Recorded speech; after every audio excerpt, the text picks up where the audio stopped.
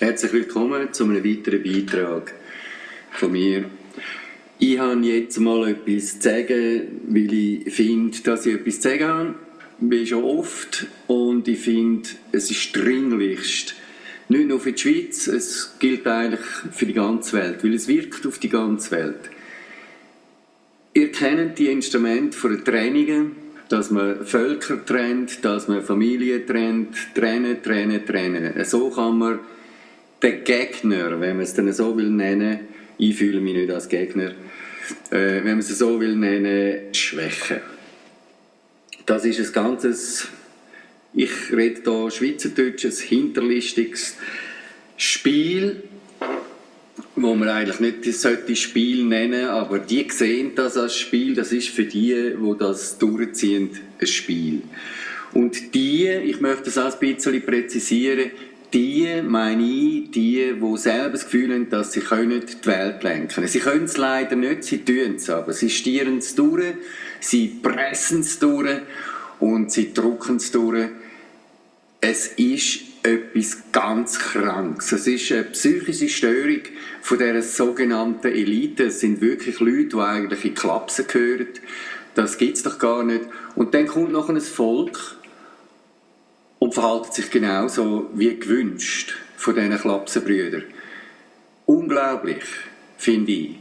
Eines von diesen grossen Beispielen zum Trennen ist die wirklich brandschwarz gelogene Klimalüge. So kann man wirklich Völker trennen. Wir hier in der Schweiz haben wieder einmal eine Diskussion, macht es Sinn, macht es nicht Sinn, ist es der menschgemachte Klimawandel, ist es nicht der menschgemachte Klimawandel? Die meisten, also ich würde sogar behaupten, es ist schon etwa in der 80% Region, die meisten meinen wirklich, wir haben einen Klimawandel, den wir machen. Jetzt, liebe Leute, hocken jetzt einfach mal an und studieren mal ein bisschen studieren und dann gehen euch informieren. Aber dann zuerst einmal studieren, wie das wirklich so machbar sein. Es wird ja gesagt, wegen CO2 sei das. Ich werde später auf das zurückkommen, hier in diesem Beitrag, ganz bestimmt, ich werde das auch noch erklären. Was ich jetzt aber will sagen und zeigen, oder aufzeigen, ist das Trainingsinstrument, wo man immer wieder nutzt, wo man Lager schaffen, Finden schaffen, Gegner schaffen und wo extrem gut für die natürlich funktioniert. Wir haben ja jetzt wieder eine Klima-Ikone. Das 15-jährige Mädchen aus Schweden. Dass es aus Schweden ist ja dann wegen CO2, das erkläre ich nachher später, auch wieder sehr bezeichnend. Auf jeden Fall ist das 15-jährige Mädchen unterwegs in der Welt im guten Glauben. Ich nehme das Mädchen ernst, auf jeden Fall. Das ist im guten Glauben unterwegs und das hat wirklich das Gefühl, es mache etwas Gutes mit dem, was es macht. Und es sitzt voll dieser Lüge auf. Und warum tut es das?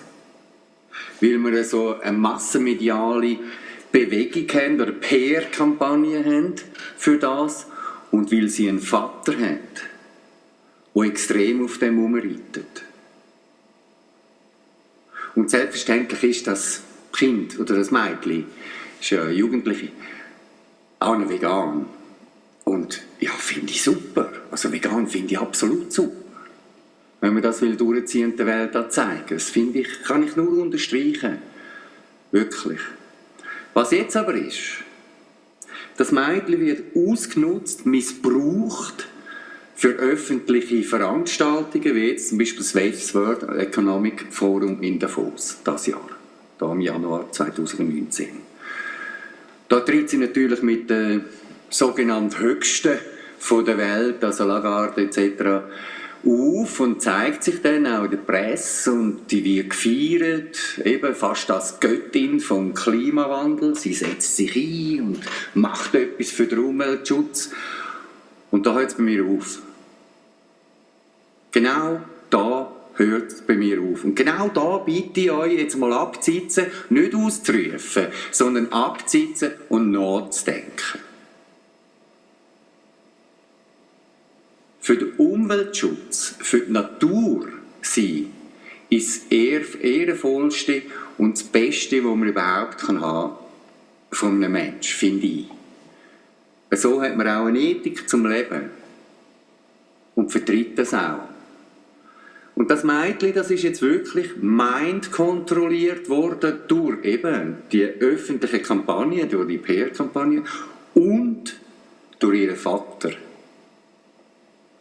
der überzeugt ist, dass wir wegen CO2 eine Klimaerwärmung haben. Wie gesagt, ich tue es nachher erklären. Haben wir nicht, ganz sicher nicht.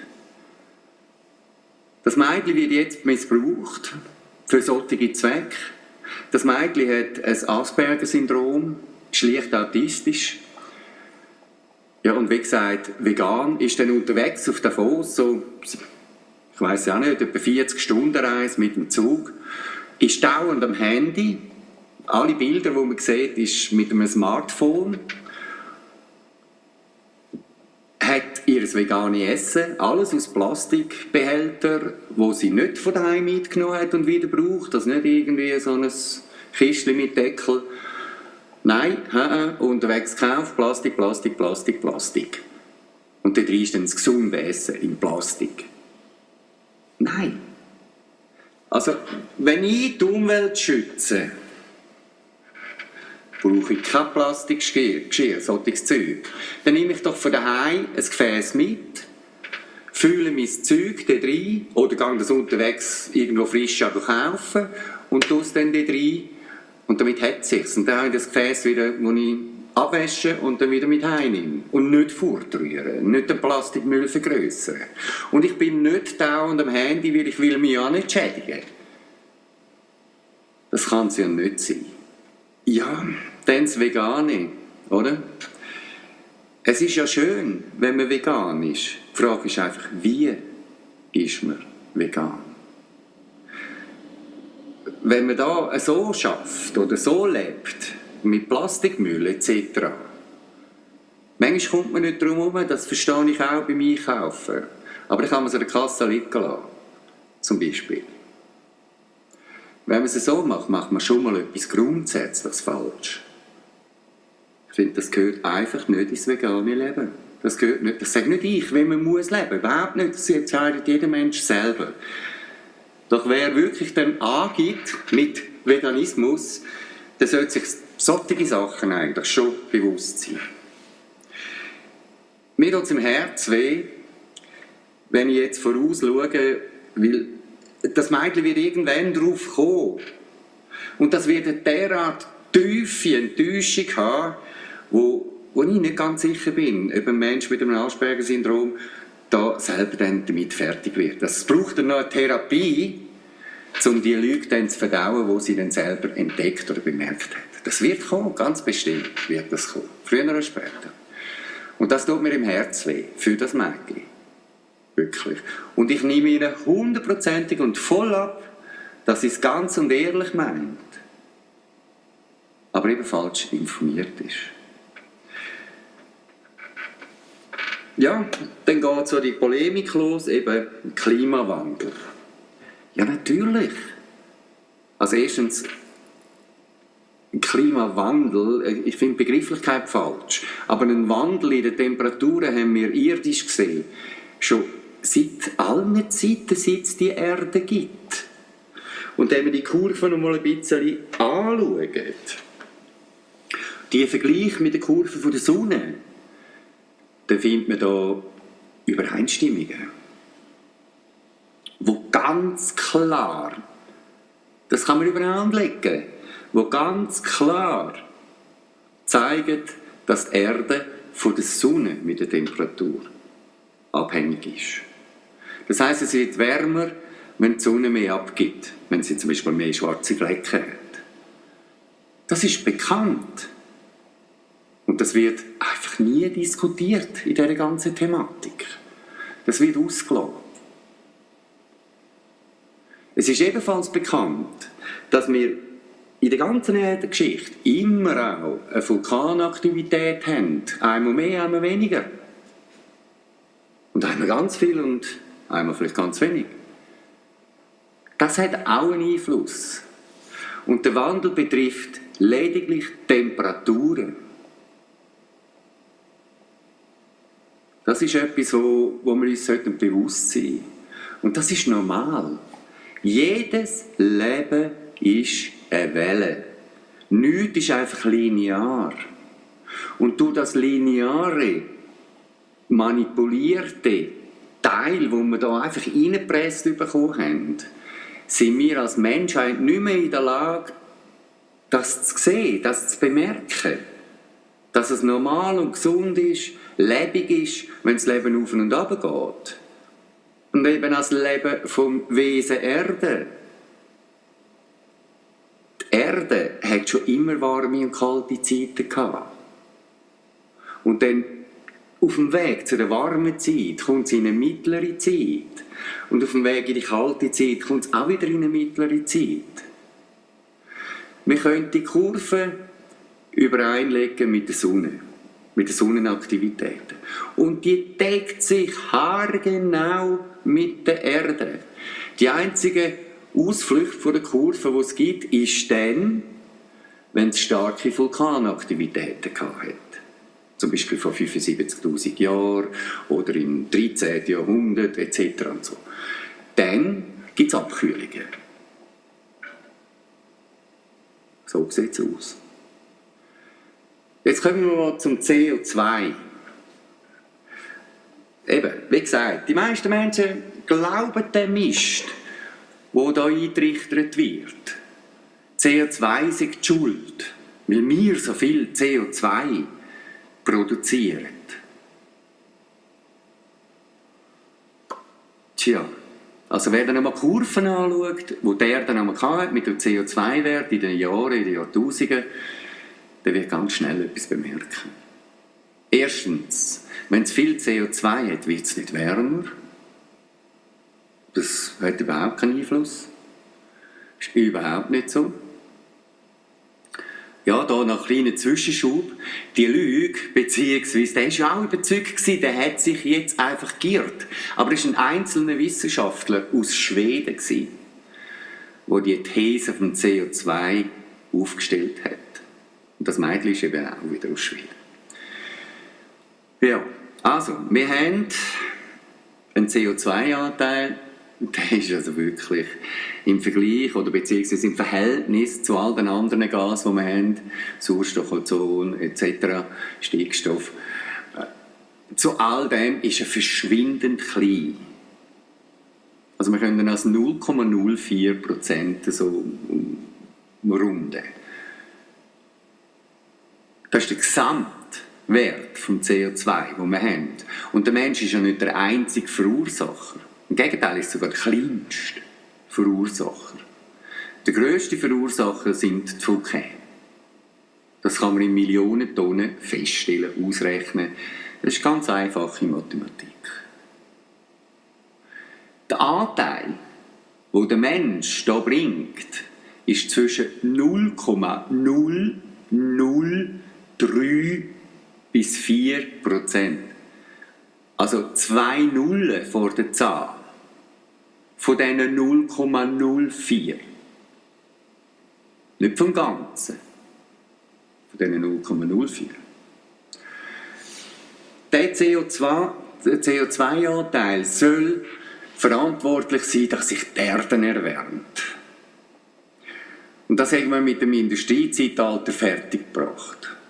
Das wird uns eingeredet vom IPCC und von der UNO und vom WWF und von Greenpeace. Greenpeace ist ganz enorm mit dem CO2 unterwegs. Und das ist unglaublich, wie die Geld kassieren, weil sie genau das machen. Das ist ihr Hauptgeschäft. Ich habe überhaupt nichts gegen Greenpeace in anderen Sachen. Danke vielmals, sind die so aktiv wegen der Atomkraft, dass die weg soll.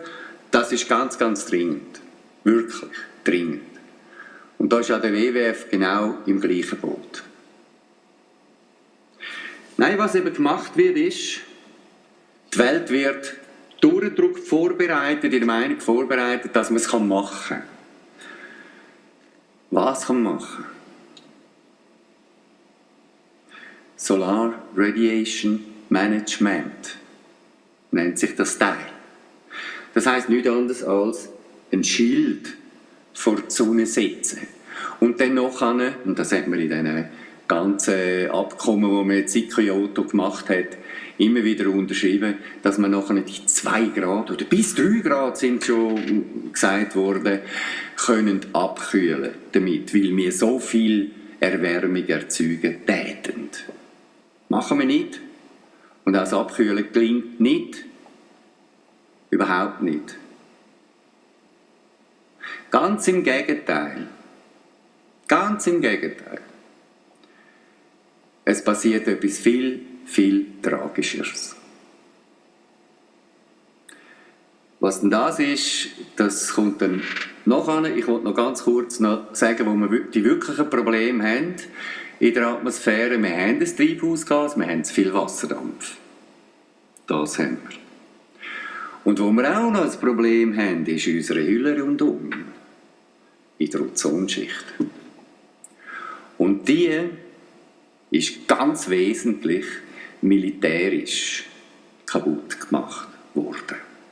Und militärisch sage ich jetzt ganz bewusst, weil ich finde, die Atomkraft hat im Zivilen an und für sich nur eine Nebenrolle. Wenn ich es so will. Der Abfall von der Atomkraft vom Zivilen wird gebraucht, militärisch auch. Das ist es so. Für Uranmunition, panzerbrechende Munition etc. Und so. Dann kommen die Atomversuche, die Atombomben, die abgeworfen worden sind, der Atomtest sozusagen im Vanillengürtel, den man gemacht hat, und die beiden Grosshavarien und all die anderen, die nicht aufgezählt worden sind, Havarien wie, ja, nein, ich will gar nicht anfangen, Namen aufzählen. Es sind wirklich viele Havarien passiert, aber 2 ganz grosse. Eine heisst Tschernobyl und die andere Fukushima. Und die haben Wirkungen auf die Ozonschicht. Ganz massiv Wirkungen. Also wir haben teilweise, das ist eine ganz dünne Schicht, das kannst du nicht einmal sehen zwischen den Fingern. Das ist wirklich eine dünne Schicht, aber die braucht es. Nämlich um die schädlichen UV-Strahlen abheben. Und das Leben leben lassen. Wenn es die nicht mehr hat, kann das Leben nicht mehr leben. Und zwar nicht nur Menschen, sondern auch Pflanzen und Tiere. So ist es. Die Radioaktivität, die hat auch ein Problem im Wasser verursacht. Auf diese hauptsächlichen Probleme, die wir haben keine Erderwärmung durch den Menschen gemacht. Auf diese Probleme kommt kein Mensch mehr. Es wird nicht mehr darüber geredet. Kommt dazu, sobald man einen CO2-Franken zahlt, wo dann eben in das Kessel fließt vom IPCC oder in die CO2-Kasse sozusagen. Sobald man den zahlt, hat der Mensch das Gefühl, ja, ich zahle jetzt mal schnell den CO2-Franken und dann geht das schon. Und genau so handeln Konzerne. Die sind weit davon weg, wirklich ausstoßfreie Produktionen zu liefern. Nein, ganz im Gegenteil, es wird immer tragischer und schlimmer. Moderner heisst nicht besser. Überhaupt nicht. Gar nicht. Das ist nicht zwingend. Die CO2-Abgabe ist eigentlich nichts anderes als eine Rechtfertigung für die Verschmutzung und für den Raubbau. Dass man weiterhin tun kann, wie man gemacht hat. Und dass niemand mehr etwas sagen kann. Man zahlt ja schliesslich einen Obolus. Das langt nicht. Das langt wirklich nicht. Wenn wir als Menschen nicht verwachen und nicht sehen, dass wir wirkliche Vergiftungen haben, und zwar in der Atmosphäre, im Boden, im Wasser haben, wenn wir das nicht wirklich endlich raffen, dann sind wir tatsächlich verloren. Dann haben wir das Geschenk. Wir haben nicht eine Klimaerwärmung von uns gemacht. Nein, es wird nicht das sein, sondern die Vergiftung wird uns umbringen. Schaut mal überall, schaut mal das Grundwasser an, dann schaut mal das Trinkwasser an, schaut mal, was alles ins Trinkwasser reinkommt, was noch speziell reintun wird. Dann schaut mal unsere Böden an. Was für pH-Werte haben sie? Wie sind sie vergiftet? Mit was für Materialien? Und dann schaut mal unsere Luft an, die wir einschnaufen. Nein, das sind nicht Polenprobleme. Ganz sicher nicht. Das sind verschiedene Gifte. Und der komplexe Haufen an Gift, den wir dauernd einschnaufen, der macht uns genauso fertig wie das, was wir dann trinken und das, was wir dann essen. Aber von dem redet keine Sau. Niemand redet darüber. Alle reden vom CO2 und vom Klimawandel. Es gibt ja jetzt auch Klimawahlen. Die Grünen fahren voll darauf ab. Also wie krank kann man im Kopf sein, so etwas zu machen? Wirklich, das ist eine psychische Krankheit. Sorry, kommt auf den Boden und werdet euch endlich mal klar, was da wirklich abgeht. Wir werden vergiftet, das tätscht und klopft. Und keine Sau redet über das. Aber alle reden über Klimawandel. Ein Scheissdreck ist. Das kann man ja wirklich, das kann man so sagen. Also, sorry, es regt mich auf, weil ich bin seit Jahren in diesem Thema und es regt mich wirklich auf, wenn ich sehe, wie immer mehr Menschen auf den pH-Schwachsinn reinfallen und die Kasse füllen. Stellt euch jetzt einfach mal vor, seit Kyoto, ist ein paar Jahre her, seit Kyoto hat die CO2-Kasse mehr als 1 Billion, und zwar im europäischen Sinn, nicht amerikanisch, also 1000 Milliarden, durchgeschleust. Und wo das alles gelandet ist, das kann man niemand nachvollziehen. In meinen Augen geht viel von dem Geld so quasi als Schweigegeld in sogenannte Entwicklungsländer. Mit dem Vorwand, die unterstützen zu wollen. Aber das Geld, das die gebracht wird, das wird so oft dann von den Machthabern selber, ja, wie soll man sagen, in einen eigenen Sack gesteckt. Das Wenigste kommt an, der, was es ankommen sollte. Das ist genau gleich wie mit der Entwicklungshilfe. Früher hat man einem afrikanischen Bauern einen Traktor abgestellt und gesagt, schau da, helft er. Und dann hat man gedacht, keiner könnte mit dem Traktor schon. Nein, so geht es nicht. So geht es überhaupt nicht. Und dann sind immer die an der Macht sind, die dann sich solches Zeug abholen und die es wirklich würden brauchen, kommen nie in den Genuss von dem. Das ist heute noch viel perfider als früher. Wenn wir nicht aufwachen, ganz sicher, liebe Leute, wenn wir nicht aufwachen, dann verrecken wir buchstäblich an dieser Vergiftung und vor allem an dem Lichtraub, der hier stattfindet. Weil da macht sich auch wieder niemand Gedanken darüber. Wisst denn ihr, wie eure eigenen Zellen in eurem eigenen Körper funktionieren? Wissen ihr das wirklich? Mit Biophotonen. Unser Körper ist eine Maschine, die mit Licht läuft. Elektromagnetisch und mit Licht, mit Biophotonen. Kommt kein Biophoton in die Zelle, ist das Leben am Ende. Und jetzt werden uns so viele Biophotonen genommen mit dem Solar Radiation Management, wo sie jetzt dieses Jahr offiziell anfangen wollen. Aber schon seit 20 Jahren intensiv auf dem Globus betreiben. Bei uns hier in der Schweiz seit dem Jahr 2003. Tja, also, ich frage mich, wo ist euer Kopf geblieben? Wenn ihr so tut, wie ihr intelligent sein sollt, dann sind es bitte auch. Und kommen auf den Boden und schauen mal genau an. Ich bin nicht für Verbrennungsmotoren, überhaupt nicht. Aber ich bin ganz sicher nicht für ein Dieselverbot in der heutigen Zeit, wo wir noch keine anderen Möglichkeiten bekommen.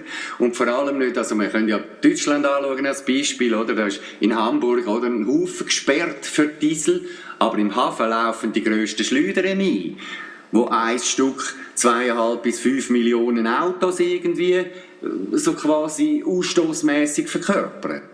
Das ist ein absoluter Verhältnisblödsinn.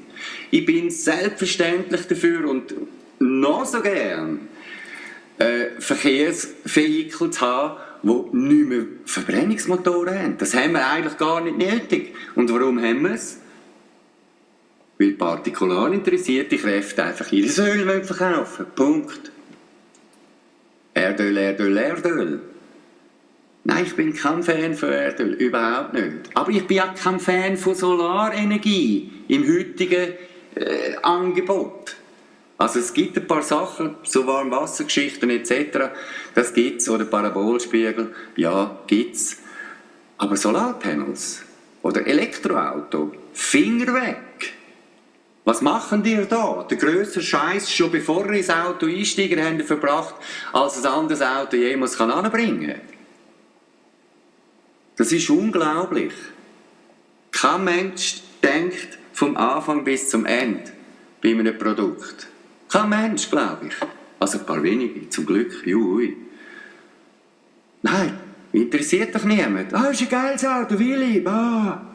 Oh, ist gerade modern, ist gerade hip. Ich will ein Elektroauto, ich will einen Tesla. Ja, dann fahrst du einfach das erste Mal mit einem Diesel 200'000 Kilometer, bis nun mal auf dem gleichen Stand bist wie die Tesla-Batterie. Nur Batterie, ohne Produktion vom Auto. Das kann es nicht sein, oder? Wirklich nicht.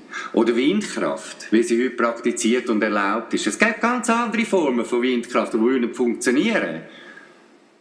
Die Windkraft, die heute erlaubt ist mit diesen Gigantopropeller, das macht Menschen krank in der Umgebung, das killt die Vogelwelt und das finden die Leute noch geil. Und dann kommt dazu, dass der Strom von der Windkraft praktisch nicht gebraucht wird. Es wird viel zu wenig eingespissen. Auch noch. Es ist auf der ganzen Schiene Kacke.